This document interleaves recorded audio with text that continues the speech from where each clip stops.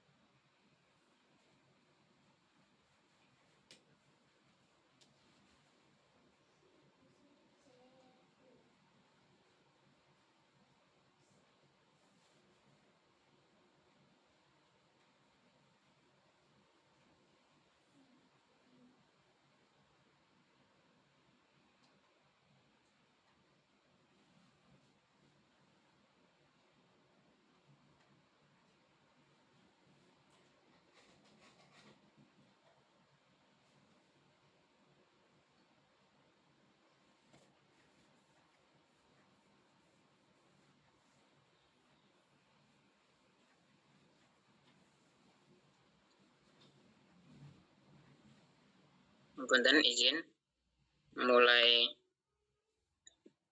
kuliah pada sore hari ini. Assalamualaikum warahmatullahi wabarakatuh. Alhamdulillah, alhamdulillahirabbil alamin.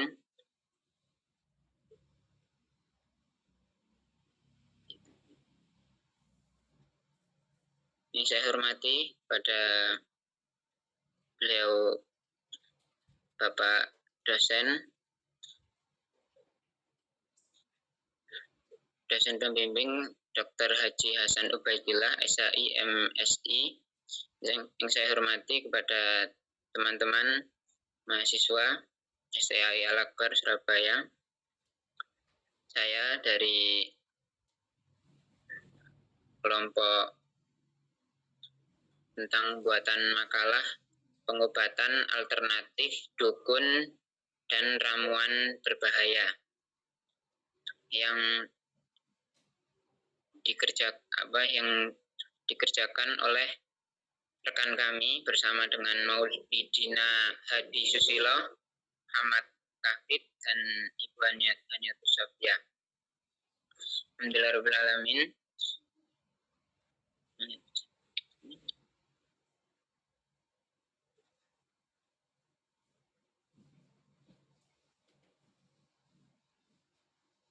Makalah pengobatan alternatif dukun dan ramuan berbahaya.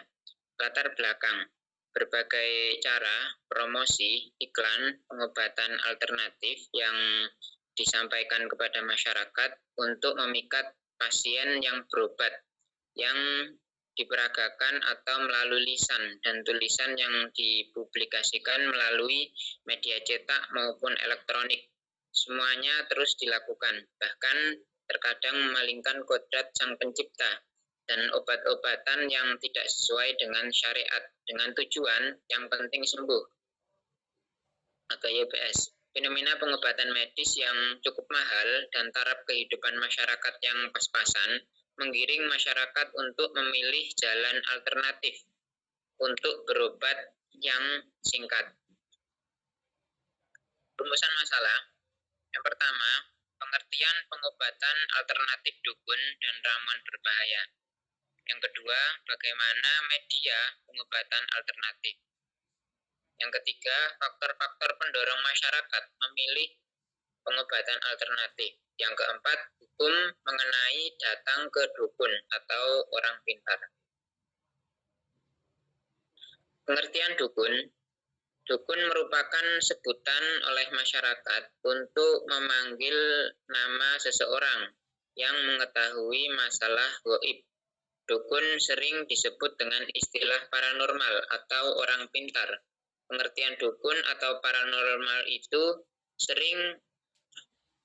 dukun paranormal itu sendiri adalah orang yang mengaku mengetahui ilmu gaib dan memberikan kabar kepada manusia tentang kejadiannya yang ada di dalam semesta, yang di alam semesta. Menurut Kamus Besar Bahasa Indonesia, dukun adalah orang yang pekerjaannya mengobati, memberi jampi-jampi, mantra, guna-guna, dan sebagainya.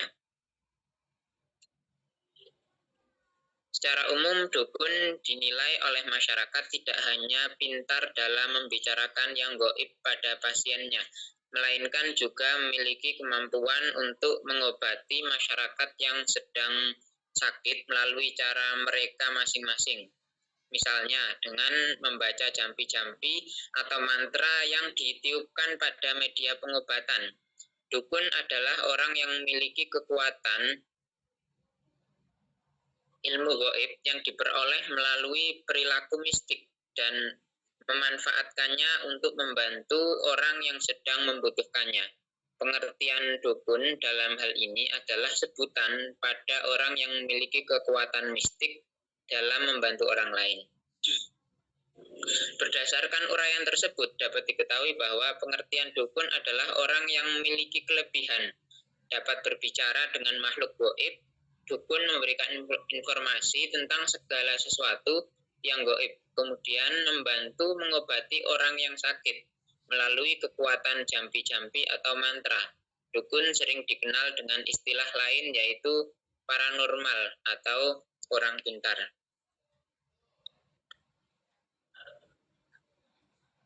Cara pengobatan dukun, ini ada beberapa.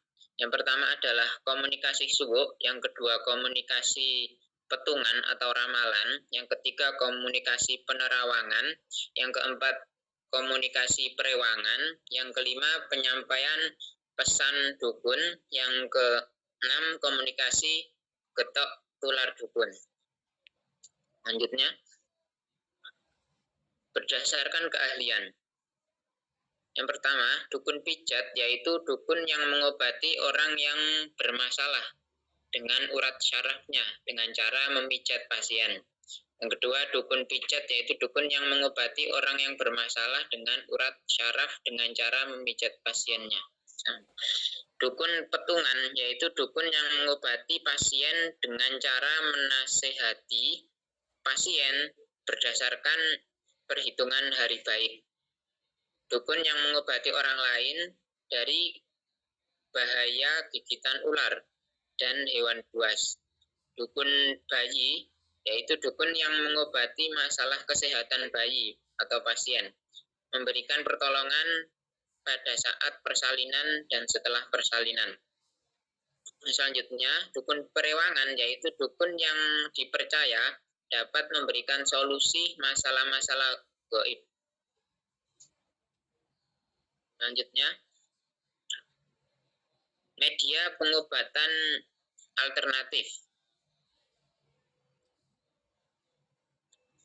Media artinya alat atau sarana untuk menyampaikan sesuatu atau alat sebagai mengobati penyakit.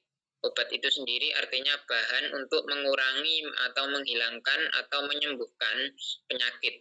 Dari pengertian ini diketahui bahwa media pengobatan adalah suatu bahan, alat, atau perantara yang digunakan untuk proses mengobati penyakit pasien. Media pengobatan merupakan alat berupa benda atau non-benda yang digunakan dalam proses mengobati penyakit yang diderita oleh pasien melalui media tertentu. Suatu proses pengobatan dapat berjalan dengan lancar. Media yang digunakan dalam pengobatan alternatif tergantung pada jenis pengobatan itu sendiri. Secara umum, media pengobatan alternatif dapat dibedakan menjadi dua, yaitu media makhluk hidup dan media makhluk tidak hidup. Media hidup contohnya hewan, tumbuhan, dan bunga. Media makhluk tidak hidup misalnya air, tanah, batu, energi, dan lain-lain yang dapat digunakan untuk kelancaran pengobatan. Mungkin bisa dilanjut rekan Bu Hani atau Mas Hadi, monggo kami persilahkan. Baik, bismillahirrahmanirrahim.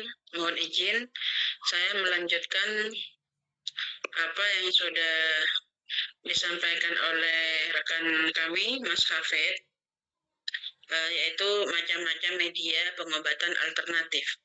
Mohon izin, apa suara saya bisa terdengar nih? Ya, bisa Bu. Yang pertama media hewan, kemudian tumbuhan, media kekuatan jiwa, media material bumi, dan media terapi. Kemudian tata cara pengobatan alternatif. Cara pengobatan alternatif yang digunakan sering dianggap tidak sesuai dengan akal sehat. Misalnya menggunakan media hewan untuk transfer penyakit, penggunaan kekuatan supranatural, air, doa-doa, dan lain-lain. Umumnya, cara yang digunakan dalam pengobatan alternatif ini tidak sejalan dengan pengobatan medis. Dari 16 jenis pengobatan alternatif yang dikemukakan pada bab-bab terdahulu diketahui tata cara pengobatan alternatif sebagai berikut. Yang pertama, akupuntur. Dilakukan dengan cara menstimulasi pasien dari titik akupuntur dengan menusukkan jarum, arus listrik, panas, laser, atau tekanan sehingga aliran darah pasien lancar. Yang kedua, Alexander, dilakukan dengan psikofisikal reduksi untuk memperbaiki posisi dan koordinasi. 3, aromaterapi, dilakukan dengan cara memberikan pijatan dengan minyak esensial dari tanaman. 4, pelatihan autogenetik, dilakukan dengan memberikan hipnosis pada pasien agar mandiri untuk relaksasi. Kemudian yang selanjutnya adalah kelasi, dilakukan dengan memberikan infus intravena EDTA untuk mengobati penyakit arteriosklerotik. Kemudian siropraktik dilakukan dengan menanamkan kepercayaan pentingnya peran sistem saraf untuk kesehatan dan penyakit dengan manipulasi spinal. Yang selanjutnya adalah terapi enzim, dilakukan dengan pemberian enzim proteolitik peroral dengan tujuan untuk kesehatan. Pengobatan dengan bunga dilakukan dengan memberikan ekstrak tanaman bunga untuk keseimbangan fisik dan emosional. Herbalisme dilakukan dengan cara memberi pasien ramuan dari tanaman obat. Homeopati dilakukan dengan menggunakan efek pantulan substansi yang menghasilkan gejala sakit pada orang sehat. Osteopati dilakukan dengan melakukan pijatan mobilisasi dan manipulasi. Pijatan dilakukan dengan pijatan pada lokasi-lokasi tertentu. Kemudian refleksiologi dilakukan menggunakan tekanan manual ke area spesifik pada telapak kaki untuk mengobati organ bagian dalam. Yang selanjutnya penyembuhan spiritual dilakukan dengan cara menyalurkan energi penyembuhan dari seorang terapis kepada tubuh pasien. Yang selanjutnya Tai Chi dilakukan dengan cara menggerakkan dan posisi tubuh untuk meningkatkan kesehatan fisik dan mental. Yoga dilakukan dengan cara olahraga dengan gerakan tertentu untuk kontrol pernapasan dan meditasi. Kerangka konseptual, berobat dari sakit merupakan anjuran agama. Karena hal ini termasuk salah satu ikhtiar untuk mencapai kesembuhan. Salah satu bentuk pengobatan itu menggunakan doa-doa yang dalam bahasa Arab disebut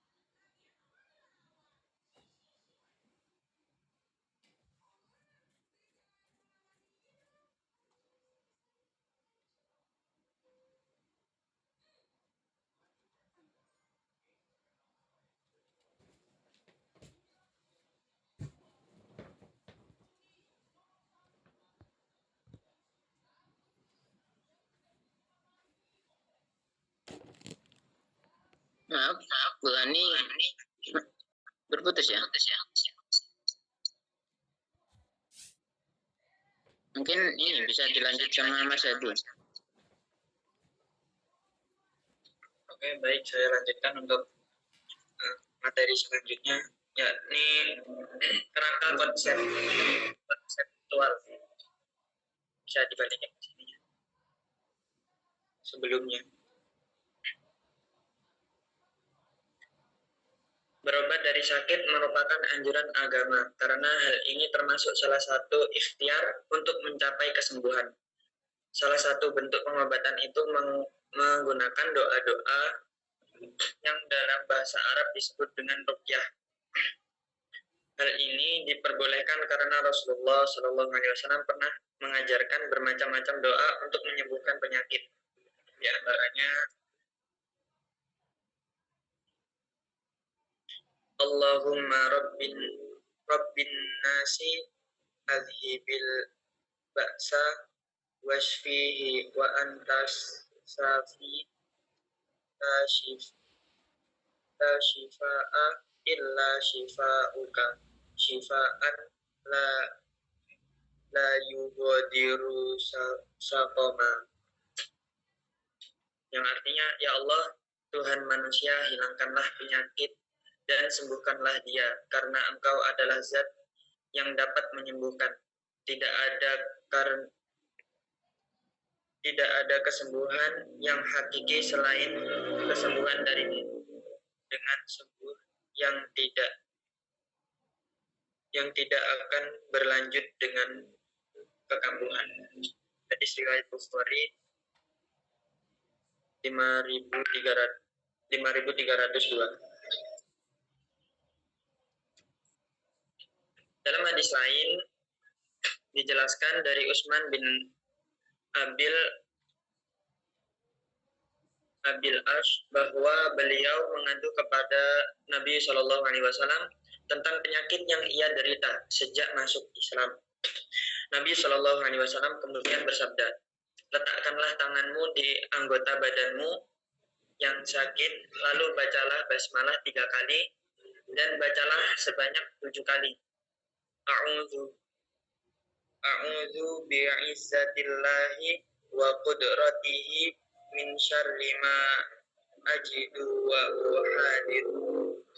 Aku berlindung kepada Allah Subhanahu wa taala dari keburukan apa yang aku rasakan dan aku takutkan.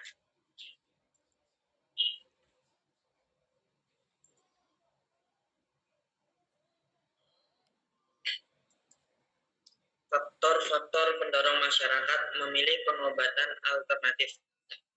Pengobatan alternatif berhubungan erat dengan budaya dan kebudayaan masyarakat di suatu daerah, yang mendorong untuk melakukan pemeliharaan dan pengobatan terhadap diri sendiri dan orang lain.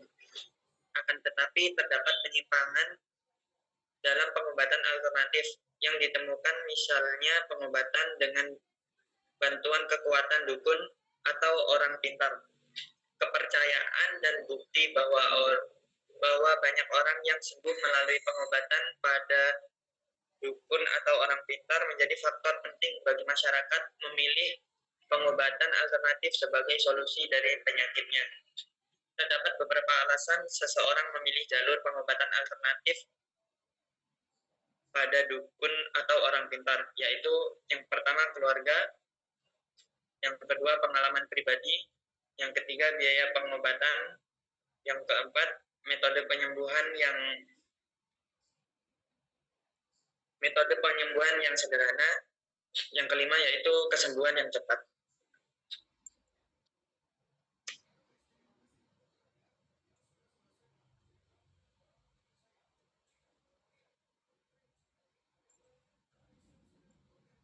Diketahui faktor pendukung orang berobat ke dukun atau orang pintar adalah keluarga, pengalaman pribadi, biaya pengobatan, metode penyembuhan yang sederhana, dan kesembuhan yang cepat, sesuai dengan bentuk penyakit yang dideritanya. Pendapat lain menyatakan faktor-faktor yang menjadi alasan masyarakat memilih pengobatan alternatif adalah sebagai berikut. Yang pertama itu ekonomi, yang kedua yaitu budaya, ketiga psikologis, keempat pribadi masyarakat, yang kelima sosial, dan yang keenam pengetahuan. Dari uraian tersebut diketahui bahwa faktor yang menjadi alasan pemilihan pengobatan alternatif adalah faktor ekonomi, budaya, psikologi, pribadi masyarakat, sosial, dan pengetahuan. Alasan-alasan ini pada hakikatnya tergantung pada perilaku dalam memutuskan memilih pengobatan alternatif tertentu. Perilaku kesehatan itu perilaku kesehatan itu sendiri merupakan bagian dari stimulus yang terdiri dari sakit dan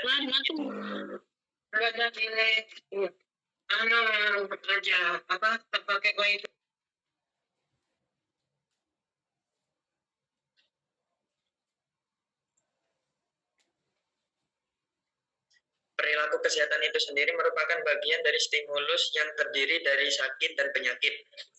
Sistem pelayanan kesehatan dan lingkungan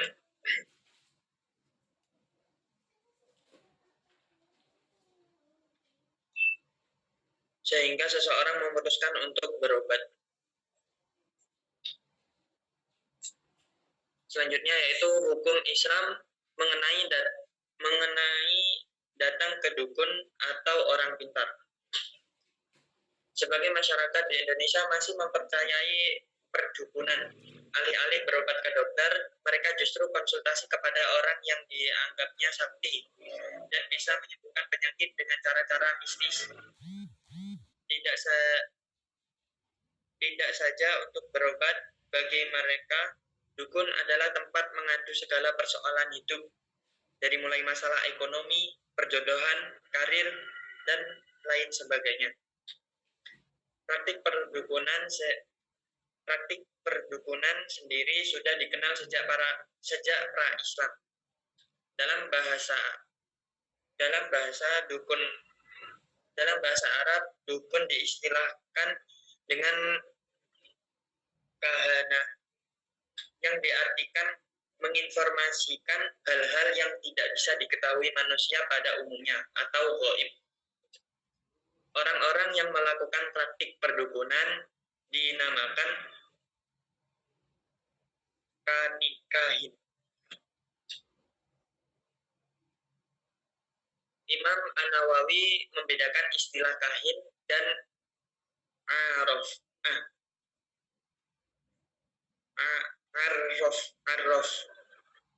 Kendati kita sama-sama haram untuk mempercayainya.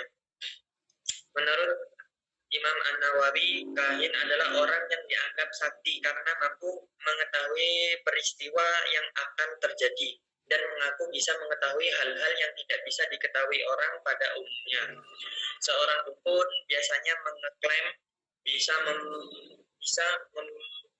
memperbantukan jin atau khodam untuk melancarkan aksinya. Sementara arraf adalah orang yang dianggap sakti karena mengklaim dirinya bisa mengetahui keberadaan barang yang dicuri, sesuatu yang hilang, dan hal-hal semacamnya.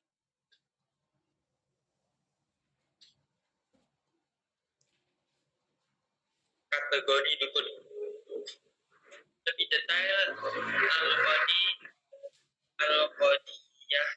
Al-Qadiyah membagi dukun atau kahin menjadi 3 jenis.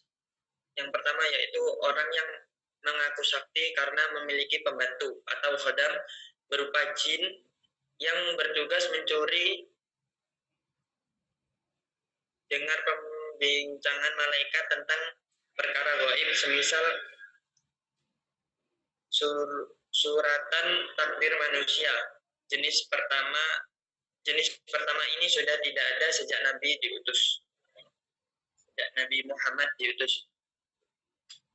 Yang kedua yaitu orang yang mengaku sakti sebab bisa menginformasikan hal-hal yang tidak bisa dijangkau manusia normal, seperti keberadaan barang yang hilang karena dicuri. Model yang kedua ini bisa benar dan juga berbohong, tapi kita dilarang untuk mempercayainya. Dukun seperti ini masih banyak ditemukan. Yang ketiga yakni ahli nujum. Jenis dukun masih bisa dipercaya tapi banyaknya berdusta. Termasuk jenis yang ketiga ini adalah arraf. Hukum mempercayai dukun. Setelah merinci pembagian dukun di atas, Al-Qadiyah menegaskan semua jenis dukun tersebut bertentangan dengan syariat dan kita haram untuk mempercayainya. Dalam beberapa kesempatan Nabi Muhammad SAW juga menyampaikan larangan mempercayai dukun. Salah satunya adalah sabda beliau, "Man ata arrafan fasa'alahu an syai'in lam tuqbal lahu sholata arba'ina lailah." Artinya, barang siapa yang mendatangi seorang peramal dan bertanya kepadanya tentang suatu perkara, maka sholatnya tidak akan diterima selama 40 hari.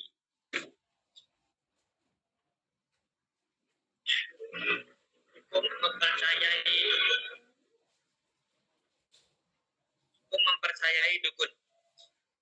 Masih pada hukum mempercayai dukun, maksud hadis yang tadi adalah orang yang berkonsultasi kepada seorang dukun tidak akan mendapatkan pahala sholatnya selama 40 hari. Status sholat tetap sah sehingga tidak ada kewajiban mengqadha, seperti orang yang sholat di tempat hasil gosok. Salatnya sah tapi tidak mendapatkan pahala ibadah. Dalam hadis lain, Nabi Muhammad SAW menyampaikan, orang yang berkonsultasi ke dukun atau peramal kemudian mempercayai ucapannya, maka ia telah menganggap kafir. Rasulullah SAW bersabda, "Man ata kahinan aw arafan fasaddaqahu bima yaqulu faqad kafara bima unzila ala Muhammadin."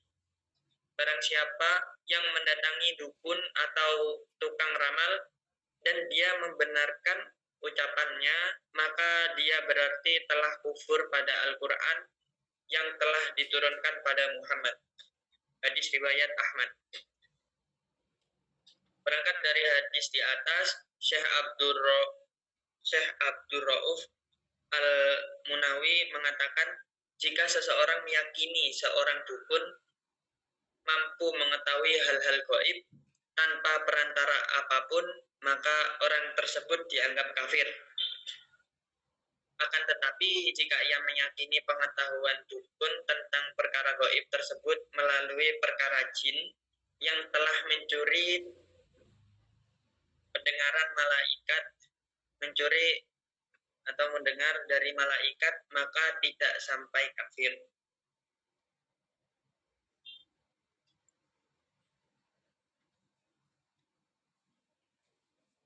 Kesimpulan, pengobatan ruhaniyah yang biasa disebut dengan pengobatan alternatif saat ini menjadi permasalahan yang sangat penting, mengingat perhatian dan kebutuhan masyarakat yang sangat besar terhadap pengobatan jenis ini, terlebih lagi pengobatan yang demikian tumbuh subur di banyak negara muslim. Banyak masyarakat muslim yang berkecimpung dan bersentuhan dengan dunia pengobatan alternatif, baik mereka yang menjadikan sebagai profesi maupun mereka yang mencari penyembuhan setelah dunia medis modern tidak lagi mampu memberi harapan atau disebabkan kurangnya biaya. Pengobatan alternatif yang sejak lama ada seringkali atau kebanyakan telah bercampur dengan unsur-unsur syirik, sihir, dan takhayul. Pengobatan yang demikian tidak boleh lagi dipergunakan dan wajib dikikis, mengingat bahayanya yang sangat besar bagi akidah seorang muslim. Kesimpulan selanjutnya itu pengobatan alternatif dalam Islam yang kebanyakan berisi doa adalah sebuah upaya penyembuhan yang jauh dari noda syirik, sihir, dan khurafat. Pengobatan alternatif yang diretui dalam Islam adalah pengobatan yang sesuai dengan Al-Quran dan Sunnah Rasulullah SAW. Adalah pengobatan alternatif yang direstui oleh Islam, diambil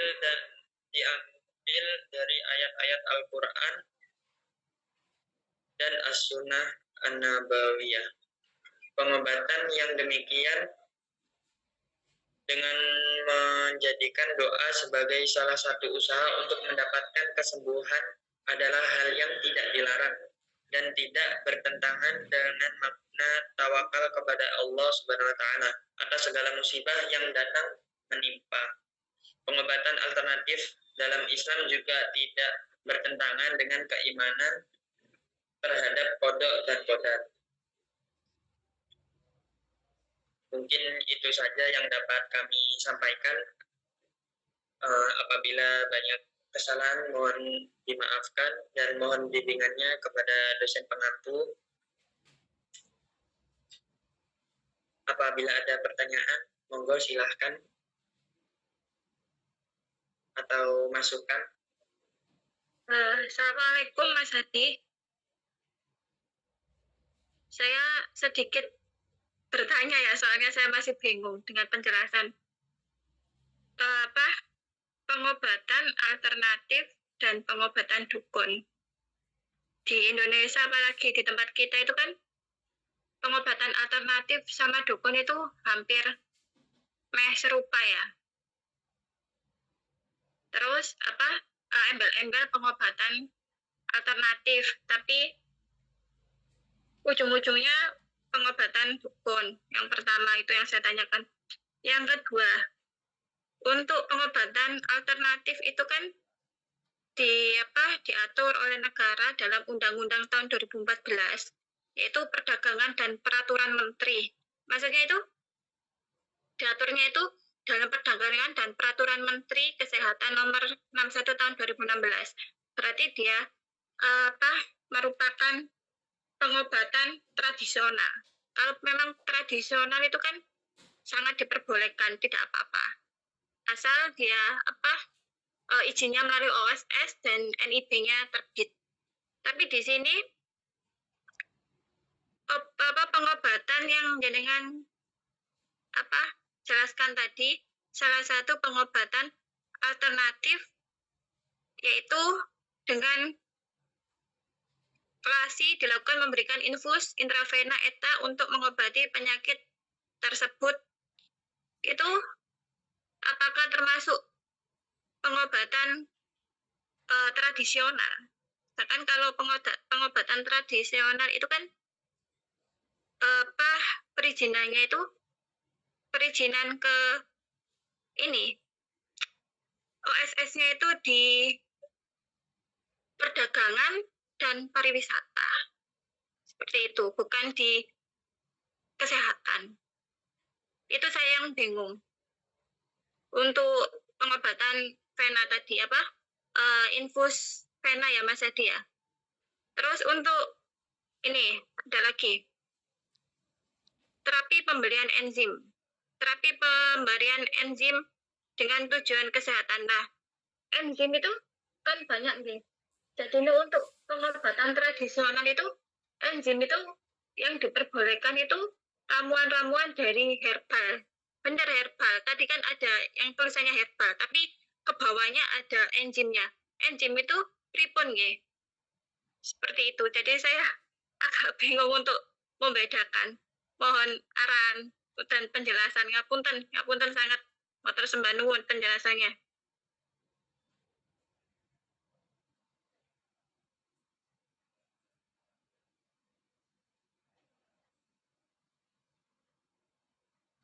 Monggo Mas Hafid barangkali bisa menambahkan atau menjelaskan.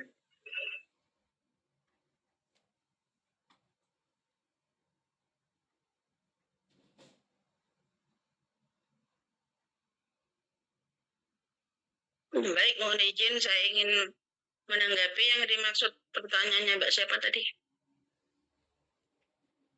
Ini maksudnya izin dari pengobatan kelasi nggih?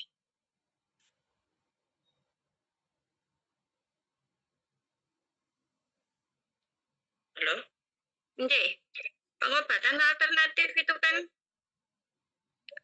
garis besarnya itu mirip pengobatan tradisional. Kalau memang pengobatan tradisional itu memang sudah ada undang-undangnya. Asalkan daftar di OSS, NIB-nya itu keluar gitu. Tapi dalam makalah tersebut juga ada pengobatan kelasi. Sedangkan kelasi itu kan pengobatan medis. Ini saya bingung, pripun. Mungkin karena di sini pengobatan kelasi itu tidak umum dilakukan karena pelaksanaannya pun harus atas izin dokter dulu. Mungkin sama dengan akupuntur dan bekam. Itu kan juga termasuk pengobatan alternatif. Kelasi juga seperti itu karena ini untuk bertujuan untuk mengeluarkan logam yang menumpuk di dalam tubuh. Yang salah satu caranya mungkin bisa dilakukan dengan cara terapi kelasi. Tidak, kalau kelasi itu apa beda dengan fasdu ya? Sama-sama vena. Kalau fasdu, saya kurang tahu kelasi prakteknya seperti apa. Kalau fasdu saya pernah melakukan. Okay. Kalau fasdu itu mengeluarkan darah dari pembuluh darah besar kalau tidak salah nggih. Okay, sama-sama vena. Nah, yang dipermasalahkan di Kemenkes itu kan memang fasdu belum ada izinnya. Belum ada izin. Belum bisa diresmikan sebagai pengobatan tradisional karena dia menggunakan vena tersebut. Pripun sama dengan kelasi atau pripun, soalnya sama-sama vena. Untuk ini kami belum tahu pasti masalah izinnya ya Mbak. Tapi di sini kami hanya menyampaikan macam-macam pengobatan alternatif seperti itu. Untuk izin kedokterannya kami juga belum tahu secara mendalam. Nah itu mungkin dari Bapak dosen bisa menjelaskan.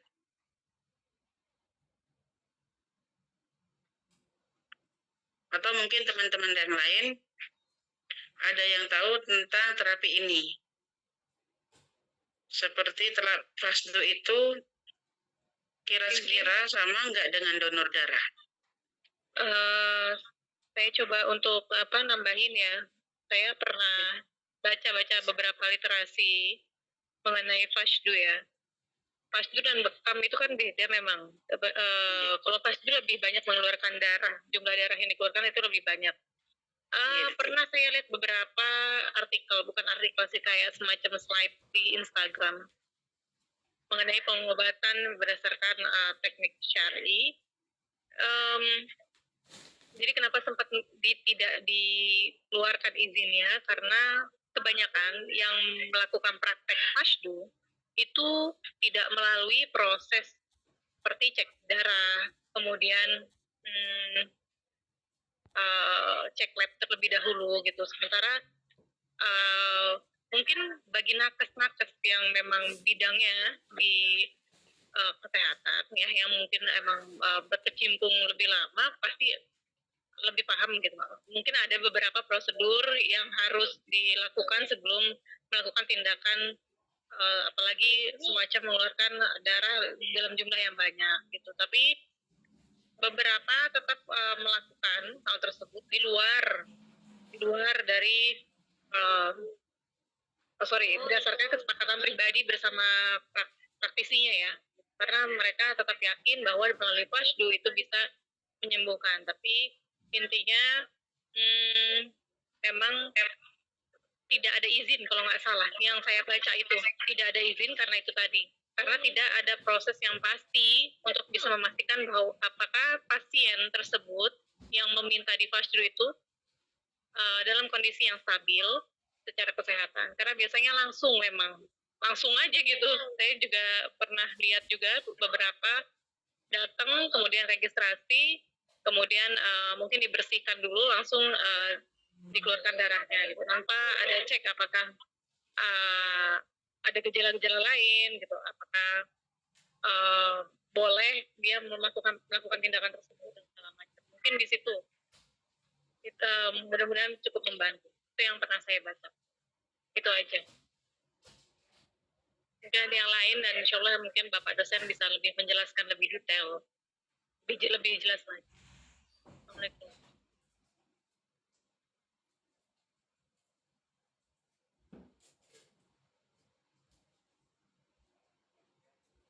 Baik, terima kasih Mbak Hadijah.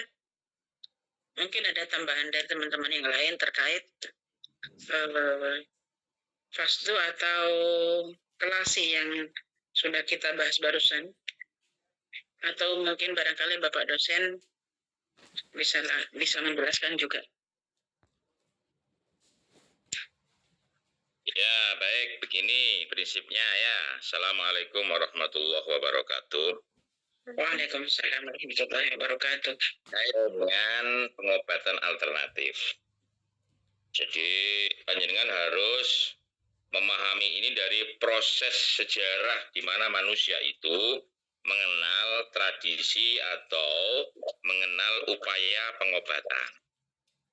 Sebenarnya ketika terminologi alternatif itu digunakan, itu dalam konteks disandingkan dengan pengobatan modern. Artinya pengobatan itu dilakukan berdasarkan berbagai macam kajian dan penelitian kekinian. Tapi kalau kita bicara misalkan Ar-Risalah fit Tib Ibnu Sina, di sana sudah dijelaskan sebenarnya tidak ada dikotomi antara pengobatan yang bersifat alternatif dalam konteks istilah sekarang ini atau pengobatan dalam istilah modern. Tidak ada dikotomi. Karena semuanya itu menggunakan sudut pandang dan perilaku yang berbeda atau menggunakan metode yang berbeda. Tapi sama-sama itu rasional karena begini. Manusia itu tidak hanya berdimensi jasadiah saja. Manusia itu terdiri dari jasad, jiwa, dan roh. Maka di sini untuk melakukan pengobatan terhadap penyakit-penyakit yang bersifat jasadiah, tentu perlakuannya berbeda dengan penyakit-penyakit yang bersifat ruhiyah atau psikologi, beda. Maka dari itu, hal seperti ini perlu dipahami bersama. Sehingga kita tahu bagaimana melakukan sebuah tindakan yang bersifat medis atau yang bersifat dikatakan alternatif tadi itu. Ini karena memang ada dikotomi yang berbeda antara yang bersifat medis dengan yang bersifat non medis. Nah ini penting sekali untuk difahami ya. Saya coba akan mengupas sejarahnya dulu dari berbagai macam perspektif yang ada dalam sejarah. Yang ada dalam sejarah pengobatan yang dikenal oleh manusia. Di masa-masa lalu ya, ketika manusia itu masih belum menemukan berbagai macam temuan secanggih sekarang, maka manusia itu begitu menyadari bahwa ada ritme yang harus selaras antara alam dengan manusia. Ritme yang selaras antara alam dengan manusia itu menciptakan sebuah harmoni. Nah, harmoni ini ya yang kemudian ketika terganggu akan menimbulkan berbagai macam gejala. Gejala-gejala yang tampak itu adalah bagaimana manusia itu mengalami berbagai macam serangan ketidakseimbangan, khususnya dalam diri manusia atau tubuh. Ini. Maka dari itu harmoni itu menjadi penting. Bagaimana manusia menyelaraskan energinya dengan energi alam semesta. Maka dalam konteks keagamaan, inilah yang kemudian bagaimana kita harus menyelaraskan antara spiritualitas kita dengan kondisi dalam tubuh kita. Nah, sehingga di sini ketika orang sakit, ya intinya mereka perlu menyelaraskan, menyeimbangkan antara dirinya dengan semesta, antara dirinya dengan Tuhannya.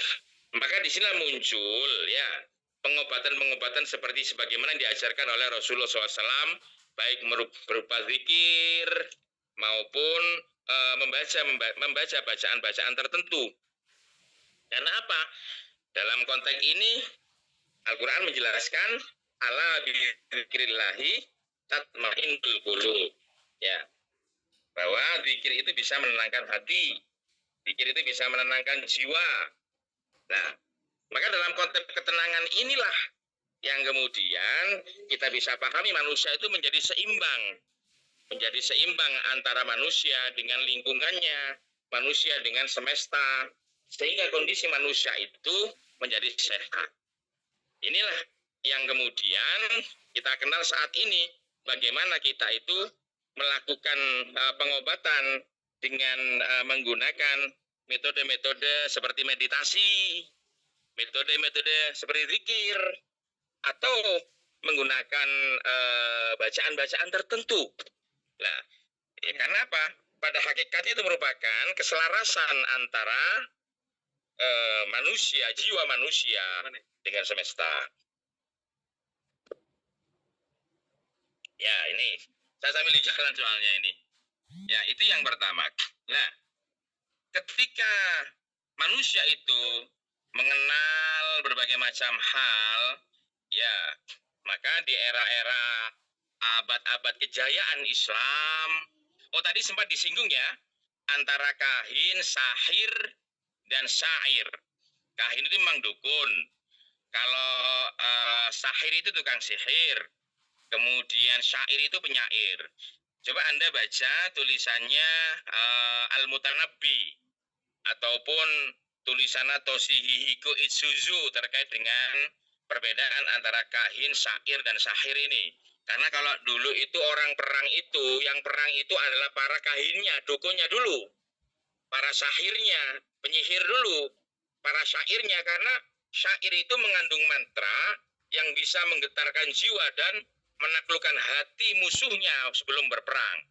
Itu adalah penguasaan terhadap metode bagaimana menggunakan energi-energi spiritualitas untuk menaklukkan musuh. Itu panjang sekali bahasanya ketika nanti kita akan berbicara terkait dengan efek kahin, efek sahir, sama efek syair. Syair itu penyair ya. Karena penyair itu tidak hanya bersair biasa, tapi dia menggunakan sebuah mantra yang bisa menaklukkan seseorang. Jadi syair-syairnya itu menggetarkan jiwa mereka. Nah, ketika Rasulullah SAW membawa risalah Islam, maka disinilah kemudian Rasul mengajarkan bagaimana menyelaraskan hati kita dengan Tuhan. Bagaimana ketika kita mengalami sakit, itu ada obat yang itu langsung dituntun oleh Tuhan. Dulu Nabi Musa ketika sakit gigi kan, ketika sakit gigi, kemudian Nabi Musa diberikan wahyu, Musa, cobalah kunyah daun itu. Ini ada yang mengatakan itu daunnya daun tin, ada yang mengatakan itu daun buakuh, daun buakuh. Buakuh itu kayak buah kelampok di sini itu ya. Tapi lebih mirip seperti leci begitu besarnya. Ya, tapi isinya seperti kelampok. Buah jambu air itu. Nah, ketika dikasih firman seperti itu, Nabi Musa kemudian mengunyah daun buakuh, sembuh Nabi Musa. Tapi suatu saat ketika Nabi Musa sakit lagi giginya, Nabi Musa tidak memohon kepada Allah untuk diberikan petunjuk apa obatnya. Tahu-tahu Nabi Musa kemudian mengunyah lagi daun buakuh, sehingga tidak sembuh, makan lagi tidak sembuh. Kemudian Allah memberikan wahyu kepada Musa, wahai Musa, sesungguhnya obat itu bukan terletak pada daun itu, tapi obat itu terletak padaku, penyembuhan terletak padaku. Lah di sini kemudian ada substansi bahwa yang menyembuhkan itu adalah Allah. Sehingga itu adalah media saja. Jadi daun buahku itu media, obat itu hanya media. Tetap semuanya yang menyembuhkan adalah Allah. Ini yang harus diyakini oleh kita semuanya, sehingga ketika kita dalam memaknai bagaimana pengobatan alternatif, itu adalah metode atau ikhtiar, upaya bagaimana kita menyembuhkan penyakit berdasarkan petunjuk-petunjuk dari Allah, berdasarkan petunjuk-petunjuk dari Rasulullah. Itu yang penting untuk dipahami, sehingga ketika kita benar-benar memahami itu, maka kita tidak ada dikotomi antara pengobatan alternatif dengan pengobatan medis. Wa nunazzilu minal Qur'ani ma huwa syifaa'un wa rahmatun lil mu'minin. Maka di sini kemudian Ibnu Rushd maupun Ibnu Sina yang dikenal sebagai bapak kedokteran modern itu mencoba melakukan telaah-telaah terkait dengan bagaimana konsep penyembuhan terhadap penyakit-penyakit yang sifatnya jasmaniah atau jasadiyah dan penyakit-penyakit yang berdimensi rohaniah atau psikologi. Nah, ini akan kemudian dibedakan. Di Al-Qanun fit Tib itu sudah jelas bahwa yang berdimensi jasadiyah ya penyembuhannya itu dengan menggunakan berbagai macam zat-zat yang bisa menyeimbangkan kondisi tubuh sehingga menjadi seimbang. Ketika penyakitnya itu penyakit rohaniah, tentu tidak bisa kemudian menggunakan zat-zat atau obat-obat yang berdimensi jasadiah, tidak bisa. Maka di sini perlu dibedakan. Nah, di sini kemudian yang menekuni ya penyakit-penyakit yang berdimensi jasadiah itu mengembangkan pola-pola kajian-kajian, penelitian-penelitian zat-zat yang membingkai tubuh. Tubuh itu terdiri dari air, kemudian membentuk sel-sel, kemudian sel-sel itu ada yang berfungsi di kepala, ada otak, ada jaringannya, syaraf, dan lain sebagainya. Kemudian ada otot-otot, ada syaraf-syaraf yang mengalirkan darah. Begitu, itu semuanya diteliti melalui sebuah skema anatomi tubuh. Nah, anatomi tubuh ini itu ketika bermasalah tidak sinkron antara yang satu dengan yang lain, ya, akan mendapatkan penyakit atau akan menimbulkan gejala-gejala sakit. Oh, kenapa kok ini panas? Karena ini mengalami tekanan darah yang tidak normal atau kelebihan kolesterol dan lain sebagainya. Itu adalah sifat-sifat yang bersifat jasmania. Tapi tidak demikian dengan rohania.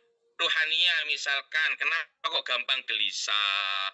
Mengapa kok kemudian dia itu kejiwaannya itu tergoncang sehingga tidak ingat dengan siapa dirinya.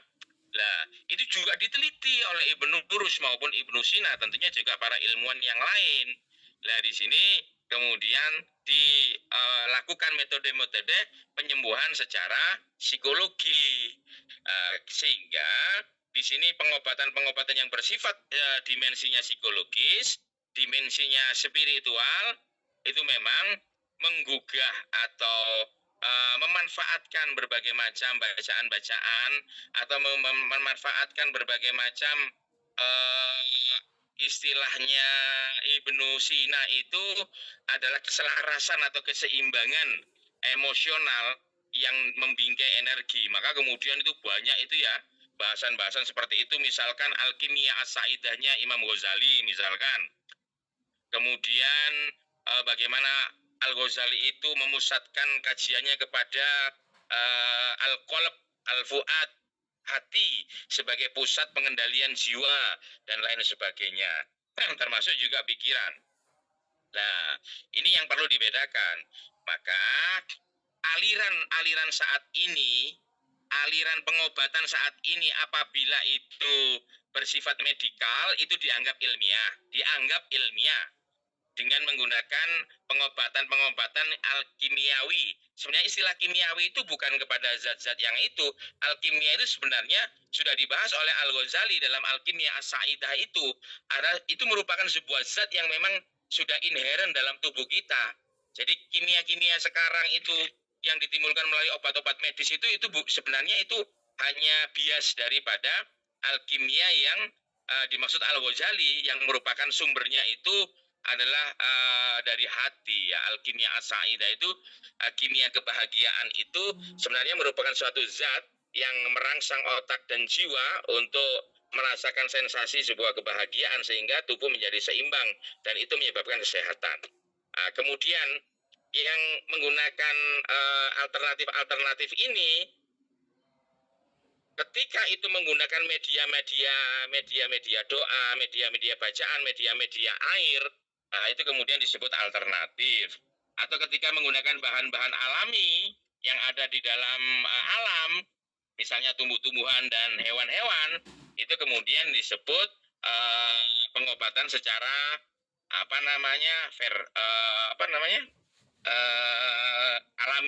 alamiah. Makanya ada yang obat-obat itu yang alami, ya di rezimnya memang seperti itu sekarang. Ada yang kimiawi, ada yang bersifat alami. Alami itu ya dari alam itu, padahal semuanya itu sebenarnya dari alam.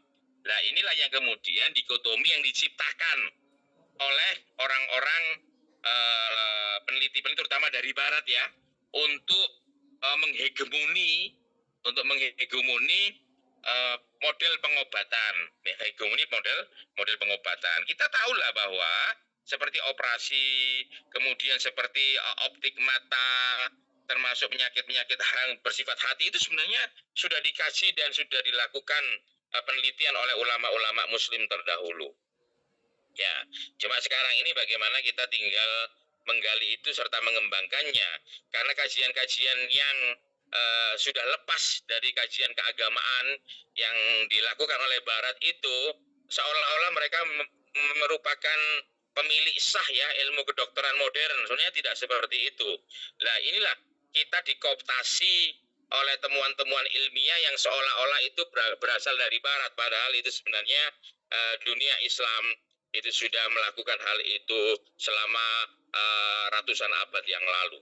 Jadi yang perlu digarisbawahi bahwa pengobatan alternatif itu juga merupakan pengobatan yang memiliki metode yang jelas, sanadnya jelas, yang metode itu memang diajarkan dan dilakukan oleh para orang-orang terdahulu dengan standar-standar yang memang standar itu sengaja saat ini dianggap tidak memiliki rujukan dan tidak memiliki bias teoritis ya, basis teoritis yang jelas, sehingga dianggap itu bagi sebagian orang itu dianggap tidak rasional, padahal itu sangat rasional sekali. Sampean coba baca kitabnya misalkan Syamsul Ma'arif ya, Syamsul Ma'arif itu Ali Albuni, itu di sana kan banyak itu menggunakan raja-raja. Atau Imam Ad-Dairobi ya, kitab Dairobi itu juga di sana dianggap praktek perdukunan yang dikonotasikan negatif, padahal itu adalah warisan luar biasa. Syamsul Ma'arif, Ad-Dairobi, termasuk di Mataram itu ada seorang tabib terkenal pada era Mataram di Suryo Mentanem, itu menulis sebuah risalah namanya Batal Jemur Ada Makna, yang di sana itu berisi berbagai macam cara pengobatan leluhur Mataram pada masa-masa lalu. Itu luar biasa bagaimana mereka itu mampu menyeimbangkan antara mikrokosmos dan makrokosmos. Saya punya cerita begini. Secara medis, saya punya guru dulu ya, punya mentor. Secara medis ada orang didiagnosa penyakit kanker stadium 4. Ini baik kanker apa saja itu yang ke beliaunya ini. Ke beliaunya ini ada yang kanker rahim, ada yang kanker kelenjar getah bening dan lain sebagainya. Itu hasil labnya seperti itu, malah berobat sampai ke Singapura, bahkan di China itu berobat seperti itu. Itu didiagnosis stadium 4 dan melakukan kemoterapi yang sudah rutin. Kemudian dibawa oleh keluarganya kepada guru saya ini. Itu medianya cuma air. Kemudian dikasih stimulus untuk stimulasi bagaimana membangkitkan sel-sel yang rusak. Itu tidak butuh waktu yang panjang, sekitar 9 kali melakukan tindakan atau terapi, itu sel-selnya mulai tumbuh, mulai meremajakan diri, sehingga secara perlahan dia itu sel-sel kankernya itu menjadi hilang. Dan ketika dilabkan, maka terkejut, loh mengapa bisa jadi seperti ini? Padahal ini di luar nalar mereka. Nah, hal-hal seperti ini yang kemudian tentunya bisa menjadi kajian-kajian bahwa hal seperti ini sebenarnya juga sangat ilmiah karena saya diskusi dengan orang tersebut, dia menggunakan standar-standar autonomi tubuh dan mereka mengetahui titik sel ini tidak akan bisa kemudian melakukan proses remajan dan sel-selnya akan tetap liar menjadi sel kanker apabila tidak ditangani secara mendasar. Itu luar biasa sekali dan itu memang hal yang menjadi ketahuan banyak orang kan di luar kelaziman, akupuntur, operation, model tenaga dalam, sakti dan lain sebagainya. Itu juga tolak ukurnya jelas bahwa itu melakukan sebuah stimulus untuk menormalisasi psikologi dan jasmania sehingga ketimbang antara psikologinya dan jasadnya kemudian kiranya terkontrol hatinya, ini akan menyebabkan energi dalam dirinya seimbang. Makanya kemudian penelitian terkait dengan energi yang ada dalam diri manusia yang berbentuk cakra-cakra juga menjadi ilmiah saat ini. Maka di beberapa universitas ternama di China maupun di universitas tengah, model pengobatan timur, ya timur alternatif lah kira-kira begitu. Barat itu medis lah kira-kira itu sekarang sudah mulai digalakkan karena tidak merusak tatanan tubuh seperti kemoterapi atau melakukan operasi dengan mengamputasi, akan tetapi itu bisa meremajakan sel-sel. Dan ini yang saat ini menjadi titik fokus kajian, bagaimana pola pendekatan alternatif yang disebut sebagai pola pengobatan timur itu menjadi titik yang bisa digunakan sebagai metode lain daripada pengobatan yang menurut klaim Barat merupakan metode pengobatan medis yang itu justru merusak ritme tubuh, sistem metabolisme tubuh dan lain sebagainya. Jadi seperti itu ya. Maka apa yang dipresentasikan tadi itu perlu untuk didalami lebih lanjut sehingga ya praktisi pengobatan alternatif atau pengobatan dengan metode ketimuran itu layak disejajarkan dengan metode medis di barat. Makanya di UIN Sunan Ampel itu ada jurusan baru namanya psikoterapi. Ya. Jadi psikoterapi Islami itu ada. Jadi di samping fakultas psikologi itu juga ada psikoterapi karena memang psikoterapi itu menggabungkan antara seorang psikolog ahli kejiwaan dengan psikiatri. Psikiatri itu praktisi kejiwaan yang berbasis kedokteran barat, sedangkan psikolog itu berbasis kedokteran timur. Jadi itu namanya ada psikoterapi Islami. Di UIN Sunan Ampel sudah dikembangkan model semacam itu dengan pola menggunakan pendekatan penataan hati melalui metode-metode tasawuf yang menjadi basis untuk psikoterapi tersebut. Jadi kalau bicara masalah ini sangat menarik ya ketika kita mengkaji karyanya Ibnu Rushd, karyanya Ibnu Sina Al-Qanun fit Tib, karyanya Al-Ghazali Al-Kimya As-Sa'idah, dan tentu juga karya dari ulama-ulama yang lain, termasuk Ibnu Mishkawai maupun Al-Kindi yang melakukan berbagai macam penelitian dan kajian terkait dengan penyeimbangan ya antara jasmania dan rohania untuk mendapatkan keselarasan sehingga muncul namanya kesehatan prima. Jadi seperti itu. Monggo, ada yang tanya, silakan. Ya Pak Yai, ngapunten. Pak Yai tadi menjelaskan zikir yang menenangkan jiwa untuk menyelaraskan jiwa manusia dengan alam semesta. Ngapunten Pak Yai, bolehkah di-share zikirin apa mawon supaya saya bisa memberikan ke pasien-pasien saya juga? Iya. Siap. Itu basisnya begini ya Ibu, nggih. Ala bidzikrillahi tatmainnul qulub. Ingatlah bahwa zikir kepada Allah itu menyebabkan ketenangan hati. Maka para ulama itu menyusun berbagai macam zikir dengan metodenya. Makanya kalau kita kemudian muncul aliran-aliran torekot, muncul aliran-aliran zikir, itu karena mereka dalam upaya untuk membuat hatinya menjadi tenang.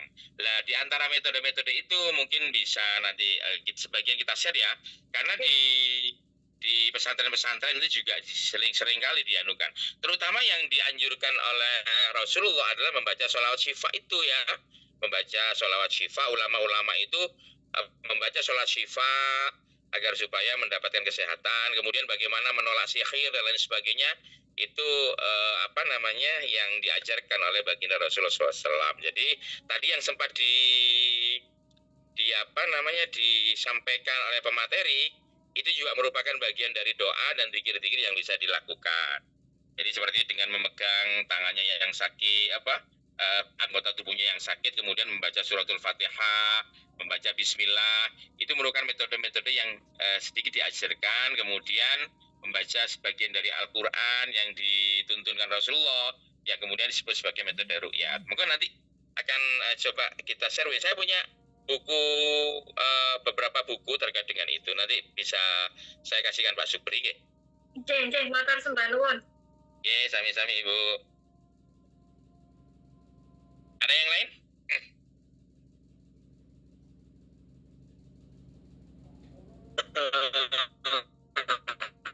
Izin bertanya Ustaz. Monggo. Halo. Monggo silakan. Halo. Tadi kan dikatakan bahwasanya pengobatan secara antara psikologi dengan jasmani dengan rohani itu kan cara pengobatannya kan berbeda. Nah, sekarang pertanyaannya, apakah orang yang sakit secara psikologis itu bisa diobati? Terima kasih. Ada sebuah risalah atau sebuah cerita yang disampaikan oleh Ibnu Sina ketika dia mengobati seorang putri raja yang dia itu seolah-olah kehilangan kesadaran. Berbagai pengobatan yang bersifat jasmania karena tubuhnya panas, menggigil dan lain sebagainya itu dilakukan. Tapi kemudian Ibnu Sina menggunakan pendekatan yang berbeda. Dia itu mengajak bicara orang itu, putri raja itu, kemudian tidak respon juga. Akhirnya kemudian menggunakan metode musik,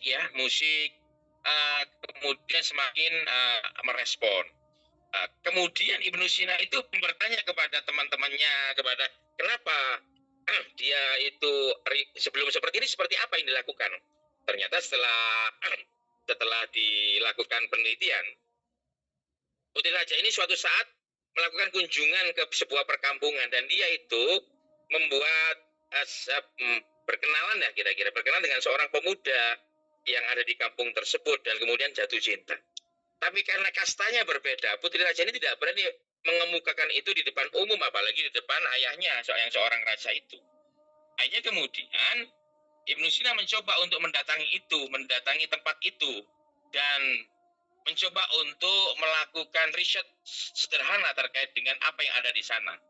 Ternyata dia itu, pemuda itu sering memberikan atau ketika luang itu melakukan main bersama, kemudian membunyikan suling, kemudian sulingnya itu nadanya seperti ini. Akhirnya ketika sudah diketahui itu, maka Ibnu Sina datang kepada putri raja ini dengan memainkan suling itu. Lantas kemudian dia itu merespon. Putri raja itu merespon dan akhirnya perlahan-lahan dia itu sudah mau bicara dan secara interview, dia melakukan interview dengan Ibnu Sina, hanya diketahui bahwa dia itu sebenarnya sakitnya itu karena jatuh cinta. Nah, cinta itu kan bukan penyakit fisik dan bukan penyakit. Karena itu adalah kejiwaan. Maka di sini betapa aspek kejiwaan itu berpengaruh terhadap fisiknya. Maka pengobatan-pengobatan yang terkait dengan hal-hal yang seperti ini, yang sifat dan dimensinya itu ruhaniyah, ya harus diselesaikan secara ruhaniyah.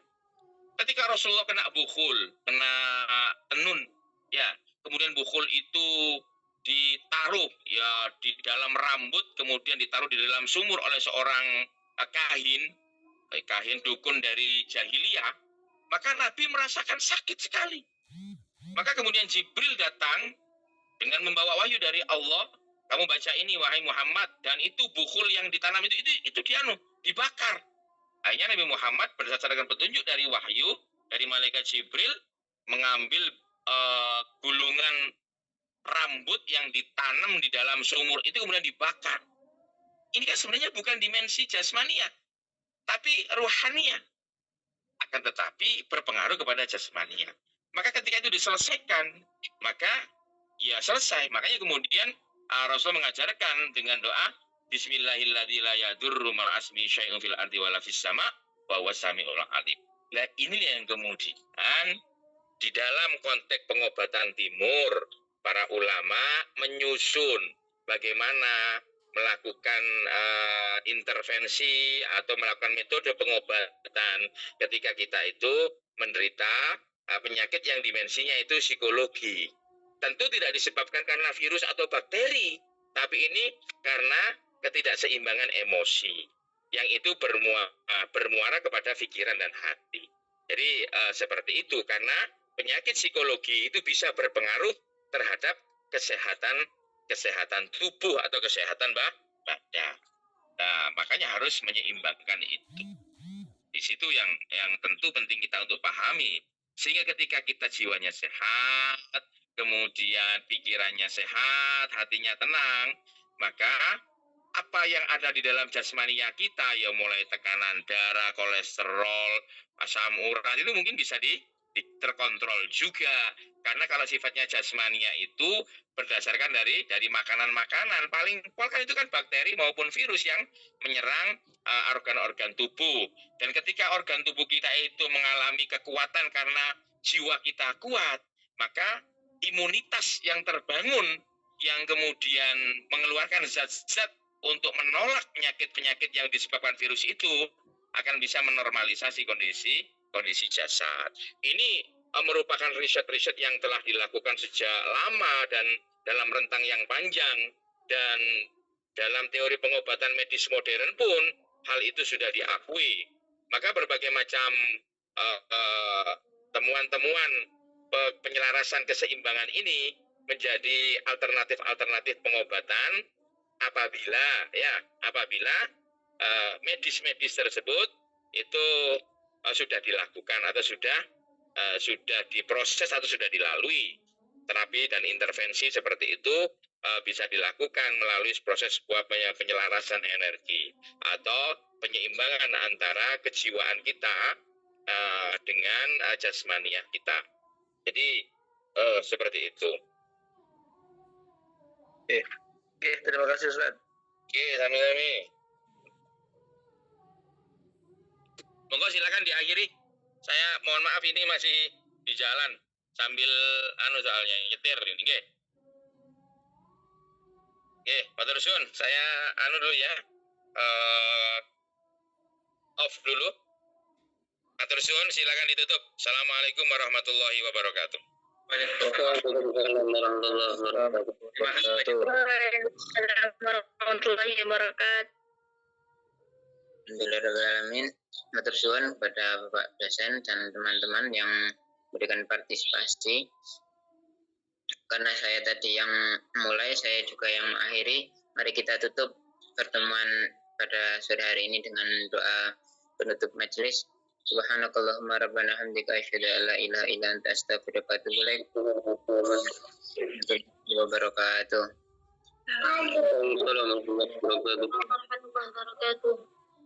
Nggih, dosen dulu nggih.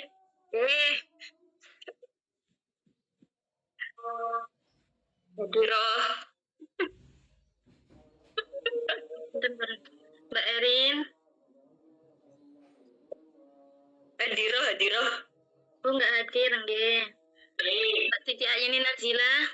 Mbak hadir menikah, nggih. Mbak Tarisha nggak ada. Mbak Neliatul Inaya sakit. Mas Abdurrahman Hafiz Maulana Ibrahim. nggak ada. Ibu Haniatus Sofia, Hadir. Mbak Khadijah Mukti, Ibu Hajah Khadijah Mukti, Hadirlah bekerja. Bapak Ferry Kurniawan, Bapak Penghulu, Ya, hadir. Bapak Marzuki Imron, Pak Kiai Naruto hadir. G, siap. Bapak Muhammad Anwar Fuadi, Pak Anwar Fuadi, G, hadir.